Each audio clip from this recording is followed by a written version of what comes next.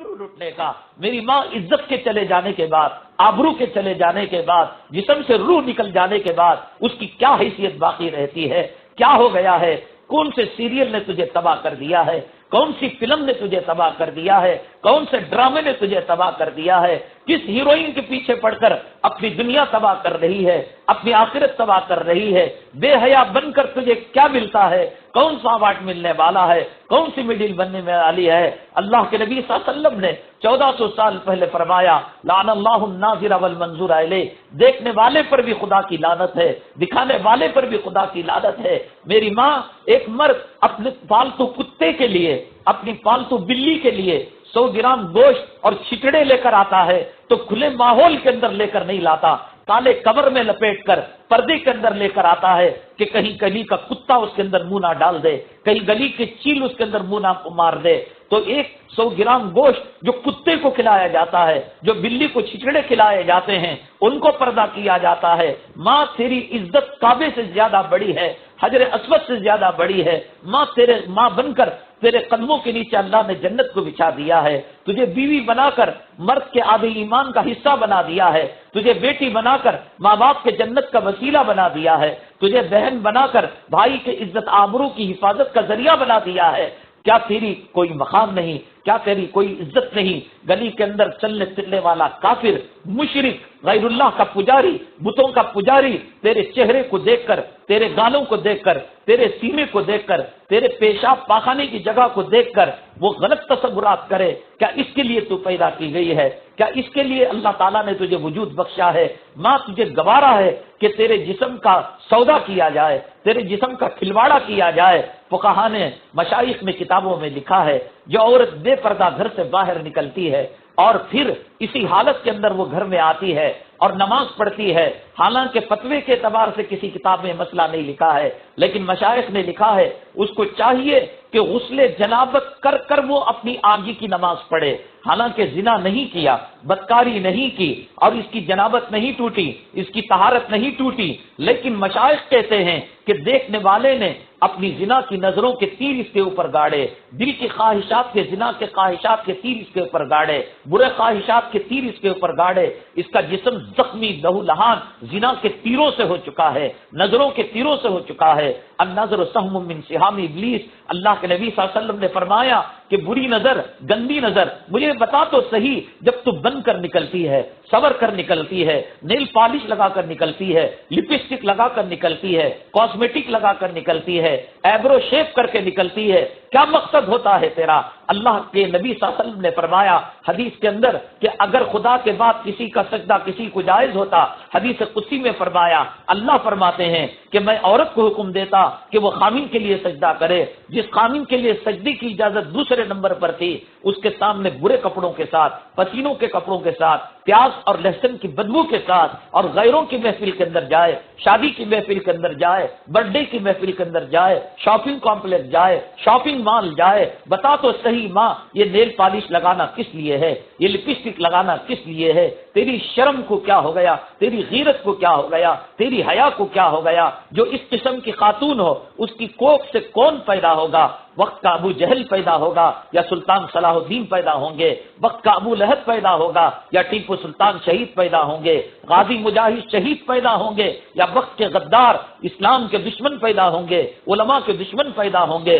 میری ماں، آج اگر سماج تباہ ہو رہا ہے، سوسائٹی تباہ ہو رہی ہے، نوجوان طبقہ برباد ہو رہا ہے، میری ماں، نہ خانخواہ اس کو درست کر سکتی ہے، نہ کوئی تحریک اس کو راہ راست پر لا سکتی ہے، نہ کوئی جماعت اس کو راہ راست پر لا سکتی ہے، نہ کوئی دارالعلوم اس کو راہ راست پر لا سکتا ہے، نہ کوئی ادارہ اور تنظیم اس کو راہ راست پر لا سکتی ہے۔ میری ماں، تیرا تقوی اور تیری راز بازی، تیری شرم، تیری حیا، تیرا تقدس، تیری پاک دامنی آج معاشرے کے اندر انقلاب کا ذریعہ بن سکتی ہے، معاشرے کو سدھارنے کا ذریعہ بن سکتی ہے۔ میری ماں، تیرے تقوی کا اثرات تیرے خون کے ذریعے سے، دودھ کے قطرات کے ذریعے سے اور تیری گود کے ذریعے سے، کوک کے ذریعے سے، تیری ہواؤں کے ذریعے سے تیری اولاد پر مرتب ہوں گے۔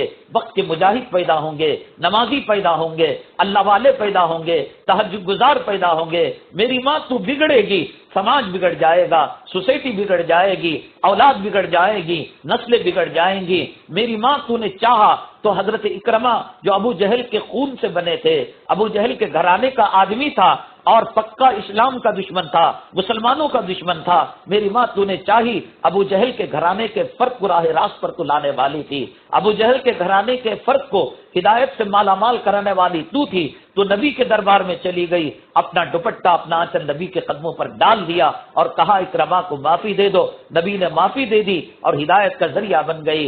تو ابو فرعون کے دربار میں رہ کر تو استقامت کا پہاڑ بنی رہی، اسلام آسیہ بن کر استقامت کا پہاڑ بنی رہی۔ معراج کے موقع پر اللہ کے حبیب پاک صلی اللہ علیہ وسلم جب تشریف لے گئے، فرمانے لگے کہ مجھے جنت کی خوشبو آ رہی ہے۔ جبریل امین نے کہا یہاں بھی جنت تو بہت دور ہے، یہاں تو بی بی آسیہ کی مزار ہے، اس مزار سے جنت کی خوشبو آ رہی ہے۔ فرعون کے محل میں رہ کر، وقت کے خدائی کا دعویٰ کرنے والے کے محل میں رہ کر، دولتوں میں رہ کر، حرام کی دولت میں رہ کر، حرام کی معیشت میں رہ کر تو اللہ والی بن کر رہی، آج تجھے کیا ہو گیا ہے، کس طرف جا رہی ہے؟ میری ماں اپنے اعمال کا حساب و کتاب دینا اللہ کے دربار میں بہت مشکل ہے۔ اللہ یہ پوچھے گا خامن کو کیوں نہیں تو نے سدھارا، اولاد کو کیوں تو نے سدھارا، اولاد کی اصلاح تو نے کیوں نہیں کی؟ تو اپنے نمازوں کا جواب تو دینا مشکل ہے، اپنے اعمال کا حساب و کتاب دینا مشکل ہے، تو پھر کس طریقے سے میری ماں تو یہ جواب دے گی اولاد کے بارے میں؟ اس لیے کہ قرآن نے کہا قوا انفسکم واہلیکم نارا، اپنے بارے میں بھی جواب دینا پڑے گا، اولاد کے بارے میں بھی جواب دینا پڑے گا۔